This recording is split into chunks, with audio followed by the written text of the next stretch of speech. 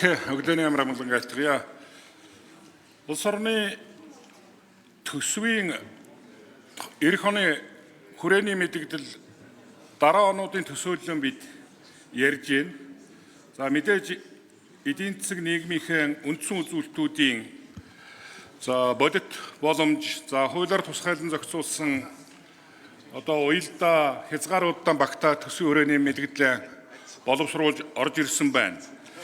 Тийм учраас энэ төсвийн хүрээний мэдэгдэлтэд тулгуурлаж биднээс төсвөө боловсруулж байгаа. Энэ талаас бид нэлээд их цагаан авч байна л да.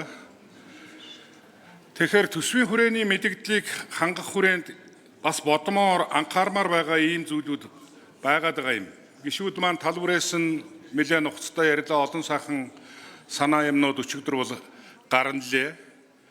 Тэгэхээр энэ улс орны эдийн засаг нийгмийн хөгжлийг хангах том төслүүд бүтээн байгуулалтын ажлуудаа бид өрнүүлж байгаа. Гадаад улс орнуудтай харилцаа хамтын ажиллагааны хүрээнд тодорхой төслүүд дээр хөрөнгө санхүү татаж байгаа.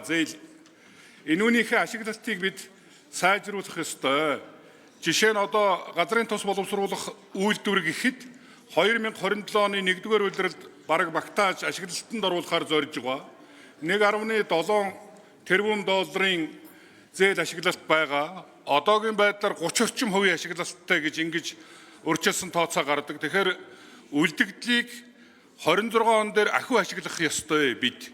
Тэгж байж сая энэ үйлдвэр төлөвлөгдсөн хугацаанд ашиглалтанд орох ёстой. Энийг дагаад тодорхой төсвийн тэнцлийн зөрүү буюу алдагдал гарч байгаа.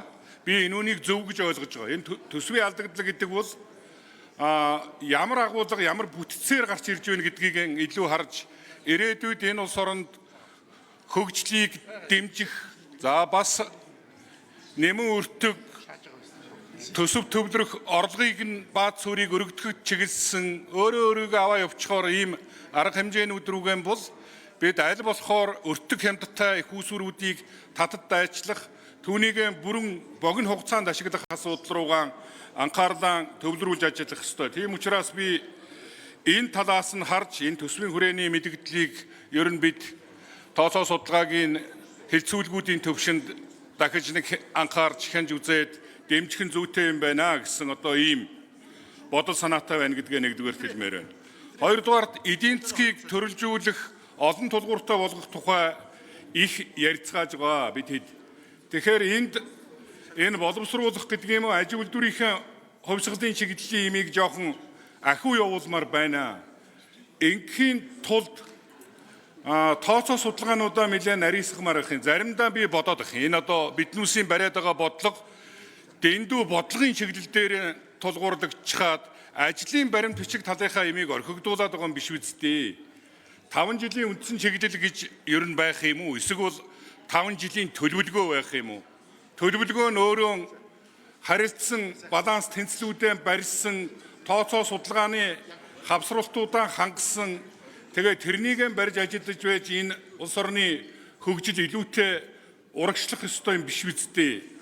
Энэ юмнуудыг ер нь бид бодох ёстой юм биш байгаа гэсэн ийм бодол санаа байгаад байх юм. Энүүнийг нэг анхаармаар гэж.